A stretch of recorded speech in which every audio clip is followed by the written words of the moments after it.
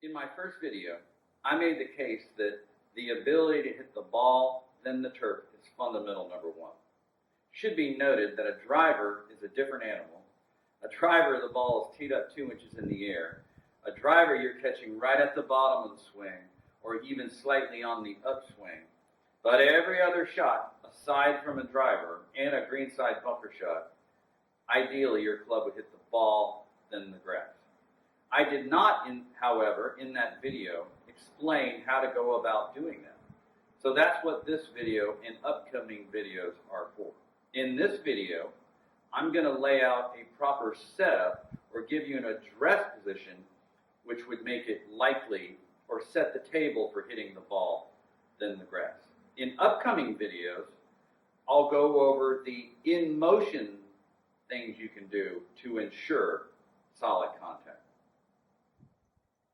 So in discussing the setup, I think it's helpful to remember that the bottom of the swing, or the center of your swing arc, is right under your left shoulder. So the club should bottom out basically right under your left shoulder. So it's important with a shot from the fairway to set the shoulder at address some amount on that side, the target side of the ball. Aside from that, I'd like to make you aware of 2 centers: the center of your hips and the center of your upper body. We'll define the center of your hips as your belt buckle, and we'll define the center of your upper axis by the zipper on your jacket or the top button of your shirt. With a typical shot from the fairway, you want to set up with your lower body axis just to the left of center in your stance. So if this row of balls was in the middle of my stance, at address with an iron shot or a shot from the fairway, I'm going to start with my lower axis or the center of my hips just about a ball left of center in my stance. My upper axis, the zipper on my shirt, would basically be right over the row of balls or in the middle of my stance. I would also encourage you to set up with a long, straight line radius. So what do I mean by that? So let me walk through my setup routine here. Setting up to this is the ball I'm hitting. I'm going to put my lower body center about a ball left of center, my upper center right over the row of balls or in the middle. Notice how the ball, my left shoulder is lined up about right over here.